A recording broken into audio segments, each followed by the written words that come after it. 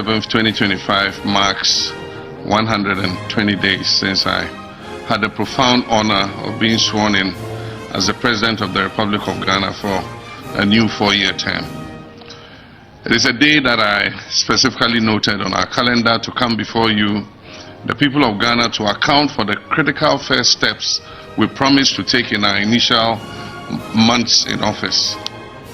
Our campaign was anchored on the vision of building the Ghana we want together, and our manifesto, Resetting Ghana, laid out a bold yet pragmatic plan for national recovery and transformation.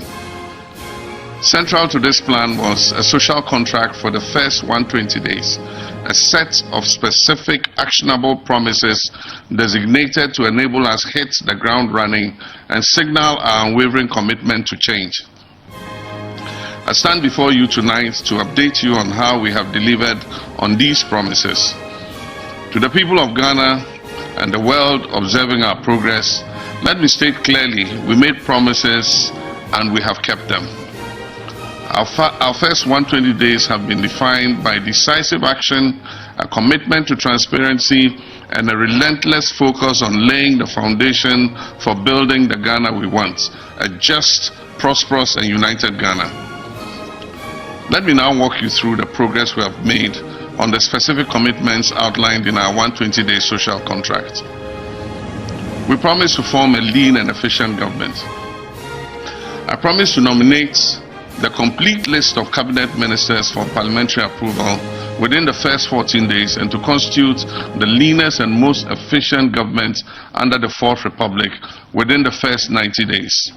Indeed, I have so far appointed only 56 ministers and deputies so far, the smallest number of ministers and deputies appointed by any president in the Fourth Republic.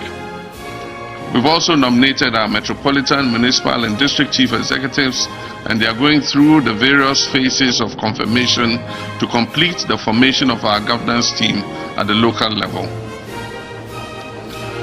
Establishing a robust code of conduct.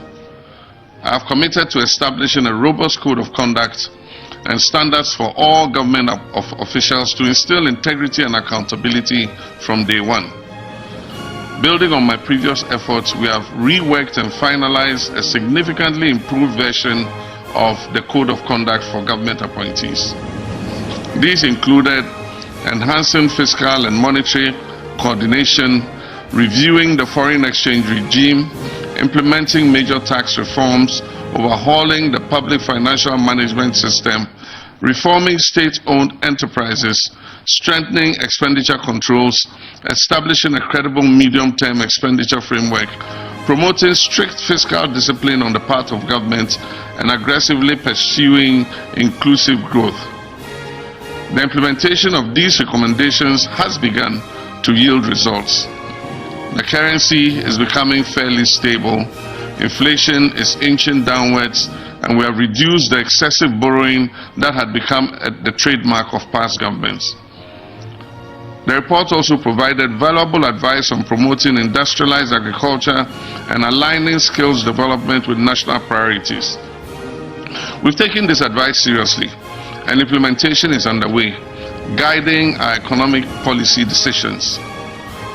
Following the recommendations of the National Economic Dialogue, we've amended the Public Financial Management Act 2016, Act 921, to introduce a debt rule that aims to reduce the ratio of debt to GDP to 45% by the year 2034.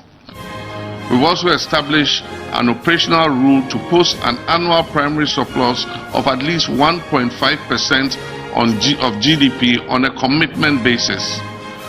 The amendment also allows for the establishment of an independent fiscal council to monitor the government's adherence to the fiscal rules. This reform was executed in April 2025 before the September 2025 deadline under the IMF-supported program.